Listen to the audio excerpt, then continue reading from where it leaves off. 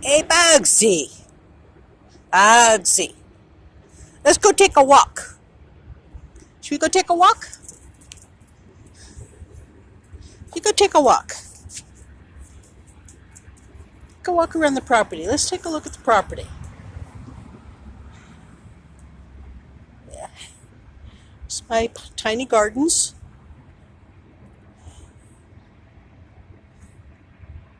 In front of the house.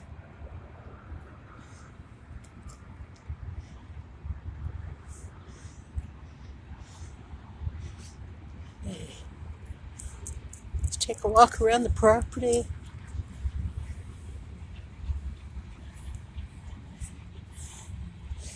So walking around the property, assess the issues, what can be done, what the potential is,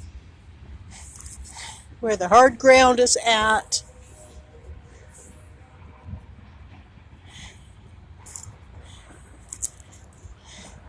What's in the area, where the potential problems are. So right now I'm walking there around the edge of the property. And the empty lot is city owned. It's city managed. So that is one of the vector points. And I'm getting help from a bug. This is Bugsy. This is a bug. She's helping me run the camera today. This is the remnants of this year's garden that needs to be cleaned up still.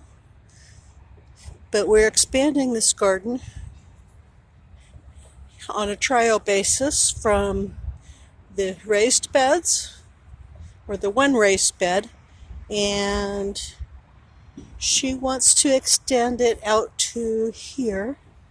So this year we planted potatoes and container gardens in this area. That was relatively productive, so that worked. So we'll put down some cardboard. We put down cardboard to keep the weeds down early, but we'll put another layer down so we can extend that out to here. Okay. And we're coming around to the end of the property.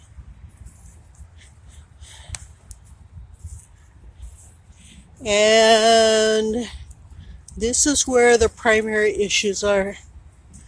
So back through here, an area that is not maintained by anybody.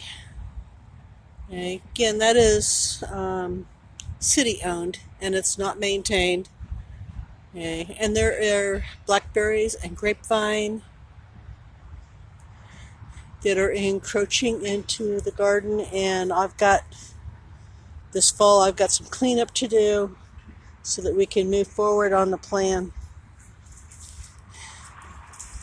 And then it's a fairly narrow yard, just a typical city lot. Okay, but this is a beautiful, beautiful spot to, if it was developed right, would be enough to completely feed a family. It doesn't take much. So tiny little spaces can give you a lot of productivity. So this is what we're going to work up a plan for. So first thing we've got to do, okay, with my helper, is we're going to step off the measurements. So from the edge of the property, this is a corner. Come on, Betsy. 1, 2, 3, 4, 5, 6, 7, 8, 9, 10, 11, 12, 13, about 14 paces. My paces are 2 feet, so that's about 28 feet to the edge of where the old garden fence was. That was not very sturdy, and we had a heavy snow that took the fence down. So 2, 3, 4. Another 5 feet is what we're going to extend the garden to, and this fall we'll clean that up, and I'll put the fence posts in this fall. So the width on the space is 1, 2, 3, 4, 5, about 6 paces, so that's about 12 feet. Okay.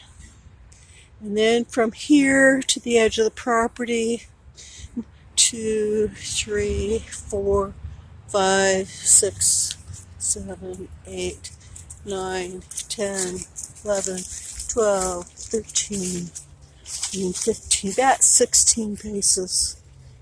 And for what the plan that we're putting together, that's good enough measurement. We can adjust from there.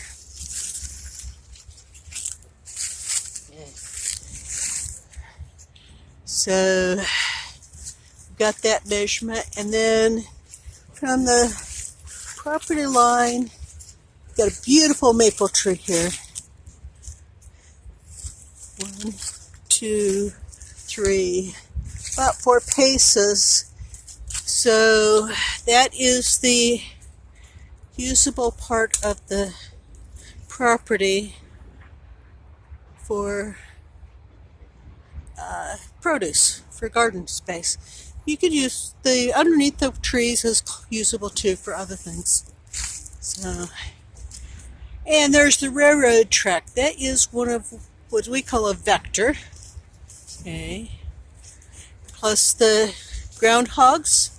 There's deer here every night. In fact, we had a deer in the garden chewing on the daylilies this summer. Okay, and then from the garden to the corner of the house, and when you're looking at your space, you're looking at warts and all. What's the potential? Okay, where are the problems? What can be changed? What can't be changed? What do you want to change? So that's the little fire oven. That can be changed, whether you want to or not. That can be changed. Okay, so from the corner of the garden as it's sitting right now, it's 1, 2, 3, 4, 5, 6, 7, 8, 9, 10, 11, about 13 paces to the corner of the house. Okay. Now to the dimensions of the house. It's 1, 2, 3, 4, 5, 6, 7, 8, 9, 10, 11, 12, 13, 14, 15, 16, 17, 18, 19, 20, about 22 paces. Beautiful elderberry bush. It's very productive. Okay. Now from the corner of the house to the sidewalk, it's about 3 paces. The sidewalk is about 1.5 paces. Okay. And then from the sidewalk to the road, 1, 2, 4, 5. Okay. And we pace off from the house to the drive, and the width of the drive. Hey, Kelly. Another helper. 1, 2, 4. 1, 2, 3, 4. Okay. So there we've got our dimensions there. Okay, we've got the front door and the sidewalk.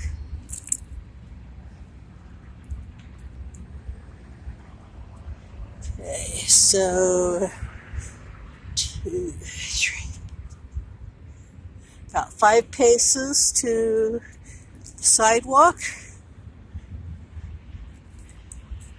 Pace and a half or about 2 paces for the entry sidewalk, and another 5 paces to the other corner of the house. Okay, plus we've got about a foot on the property line on this side that has been pretty much unkept this year. So that is a potential area for cleanup and very, very shady. So this area does not get very much sun. This area, the house faces northwest. So the lake is straight that direction. Okay.